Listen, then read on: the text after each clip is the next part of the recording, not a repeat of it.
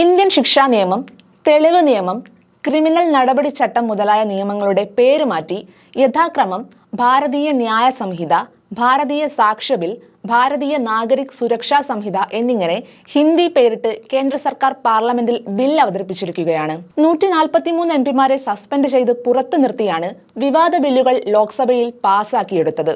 Colonial കാലത്തെ criminal നിയമങ്ങളെ മാറ്റുന്നുവെന്ന കപട ദേശീയവാദമുയർത്തിയാണ് ക്രിമിനൽ നിയമ ഭേദഗതി ബില്ലുകൾ അമിത്ഷാ പാർലമെന്റിൽ കൊണ്ടുവന്നതും ഇപ്പോൾ ഏകപക്ഷീയമായി പാസാക്കിയെടുത്തതും.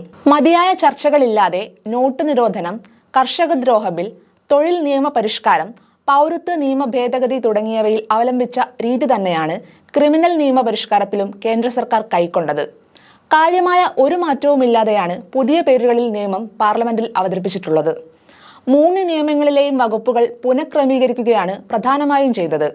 നരഹത്യയും ശിക്ഷയും IPCയിൽ 299 മുതൽ 311 വരെ ആയിരുന്നെങ്കിൽ പുതിയ നിയമത്തിൽ അത് 98 മുതൽ 111 വരെ വകുപ്പുകളാക്കി. നരഹത്യയ്ക്കുള്ള 302 വകുപ്പ് 102 വകുപ്പാക്കി മാറ്റി. സ്ത്രീകൾക്കെതിരെയുള്ള കുറ്റകൃത്യങ്ങളും സമാന രീതിയിൽ മാറ്റം വരുത്തി. വഞ്ചനാക്കുറ്റം, വ്യാജരേഖ ചുമത്തൽ, മോഷണം തുടങ്ങി ഏതാണ്ട് എല്ലാ വകുപ്പുകളും വലിയ മാറ്റങ്ങളില്ലാതെ പുതിയ വകുപ്പുകളായി ക്രമീകരിച്ചു. ഭാരതീയ ന്യായ സംഹിത എന്ന പുതിയ ശിക്ഷാ നിയമത്തിൽ 356 വകുപ്പുകളാണുള്ളത്. ഇതിൽ 175 ഭേദഗതികളോടെ നിലവിലുള്ള ശിക്ഷാ നിയമത്തിൽ നിന്ന് എടുത്തിട്ടുള്ളതാണ്. 22 പൂർണ്ണമായി ഒഴിവാക്കുകയും 8 പുതിയ വകുപ്പുകൾ കൂട്ടിച്ചേർക്കുകയും ചെയ്തു. ക്രിമിനൽ നടപടിക്രമത്തെ ഭാരതീയ നാഗരിക സുരക്ഷാ സംഹിത എന്ന പേരിലാണ് പുതിയ നിയമം അവതരിപ്പിക്കുന്നത്.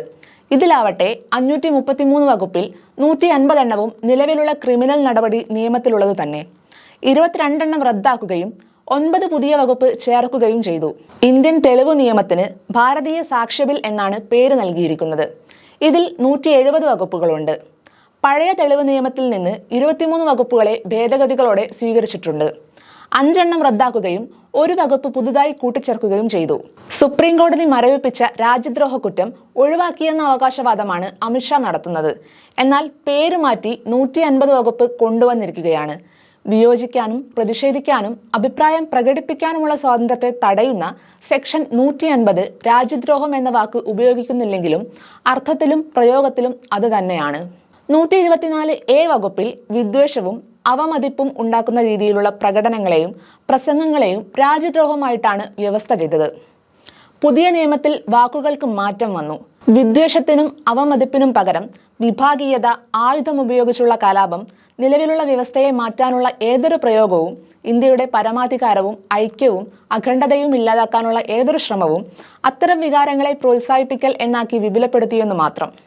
കൂടാതെ എഴുതിയതും പറഞ്ഞതും ഏതെങ്കിലും രീതിയിലുള്ള പ്രതിനിധാനവും എന്നതിൻ്റെ കൂടെ ഇലക്ട്രോണിക് മാർഗങ്ങൾ, സാമ്പത്തിക മാർഗങ്ങൾ എന്നിവ കൂടി കൂട്ടിച്ചേർത്തിട്ടുണ്ട്.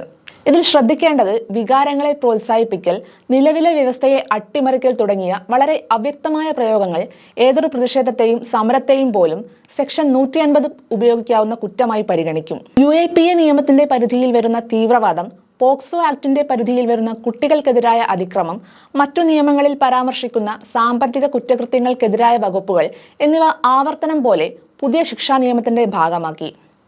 ഒരു വ്യക്തിയെ തടങ്കലിൽ വെക്കൽ, തട്ടിക്കൊണ്ടുപോകൽ എന്നിവ ഇനി മുതൽ തീവ്രവാദ വ്യവസ്ഥയിൽ ഉൾപ്പെടും. ആൾക്കൂട്ട കൊലപാതകത്തിന് കുറ്റകൃത്യത്തിന്റെ തീവ്രതയനുസരിച്ച് വധശിക്ഷ വരെ ലഭിക്കാം.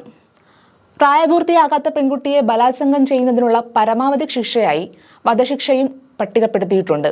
5000 രൂപയിൽ താഴെയുള്ള മോഷണത്തിനും മറ്റ് 5 നിസ്സാര കുറ്റങ്ങൾക്കും ശിക്ഷയായി ആദ്യമായി കമ്മ്യൂണിറ്റി സർവീസ് ഉൾപ്പെടുത്തിയിട്ടുണ്ട്. ലിംഗനിർവചനത്തിൽ ട്രാൻസ്ജെൻഡറും ഉൾപ്പെടുത്തിയിട്ടുണ്ട്. വ്യഭിചാരവും സ്വവർഗ ലൈംഗികതയും പുതിയ ബില്ലിൽ കുറ്റകൃത്യങ്ങളുടെ പട്ടികയിൽ ഉൾപ്പെടുത്തിയിട്ടില്ല.